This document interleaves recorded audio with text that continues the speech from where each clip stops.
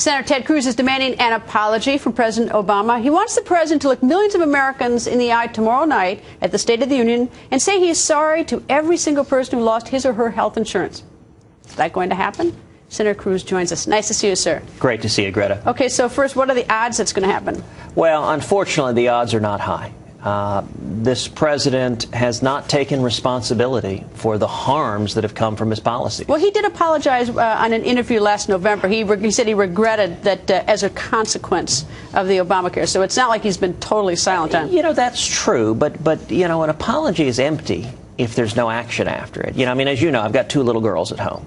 They're 5 and 3. If the 5-year-old is punching her little sister and saying, "I'm sorry," every time she punches her, that's not a very meaningful apology. Every parent knows that if you're going to apologize, stop doing what you're doing and make it right. Well, what would he gain from that at this point? I mean, I assume that tomorrow night he wants to, you know, as every president wants to make this look spectacular. The State of the Union is strong and we're a great nation. All these great things are happening. So why would he want to sort of dig up the dirty laundry?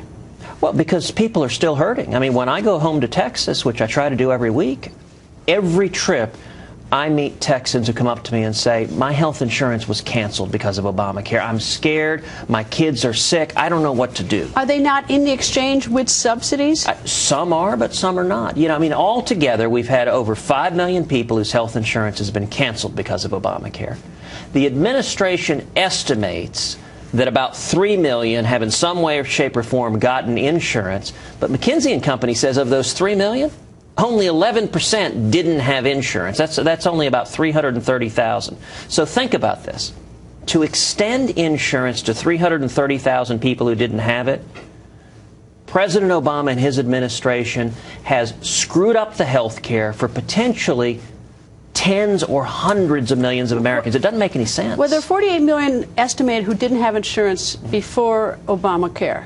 And it does, I mean, there is some question like why would you disrupt, you know, 300+ million people in the country, whatever the numbers are, for the sake of 48 million, instead of designing something to satisfy the 48 million. That might have probably been a little more sensible. Is that not something that was even thought about?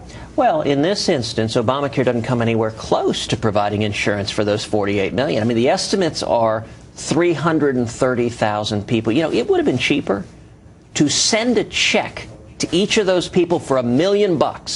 That would have cost 1/6 as much as Obamacare, and it wouldn't have messed up everyone else's insurance. When is the breaking point, if there is one? Is it the point when we get through March 31st and the enrollment period is up and we sort of like we look at the money and see whether all the millennials have divvied up the money that we're hoping they're going to pay in? Is that the point? Well, there are a series of breaking points. The first biggest hit came from the 5 million plus people whose insurance was canceled. The second that we're seeing right now are premium spikes and premium increases, particularly in the individual market, particularly young people. Young people are getting hammered by Obamacare, which is why it is becoming so profoundly unpopular among young people. Why aren't they saying anything? So that we're not putting them on TV? You know, that's a very good question. I mean, the polling now shows that young people have turned sharply against Obamacare. I can tell you in Texas, for a 27-year-old man, in the individual market, his premiums have gone up roughly 70%. And that's a lot of money for someone that's young, that's struggling, that's starting a family, to have premiums spike. But the next shoes to drop, you pointed out, are going to be next spring. Premiums are going to jump even more. More and more people are going to discover they can't see their doctors. And then the biggest shoe to drop, I cannot tell you how many heads of HR at big companies have said they're just getting ready to dump everyone on their large group insurance onto the exchanges, and that's where you have the risk of tens of millions or even hundreds of millions losing their health insurance. Do you think the president is worried? Do you think he's nervous that this is going to work, or do you think he's so confident that this is the end-all, this is with a few little repairs along the way? You know, Greta, the most troubling thing about the Obama presidency has been a willingness to abuse power and allow the ends to justify the means. So I don't see any action on the president to correct the fact of over 5 million people have lost their health insurance. And the pattern over and over again is just to double down.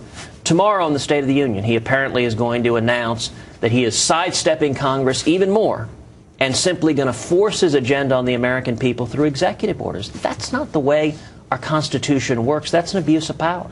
Senator, nice to see you, sir. Always great to be with you. You're going to be there tomorrow night.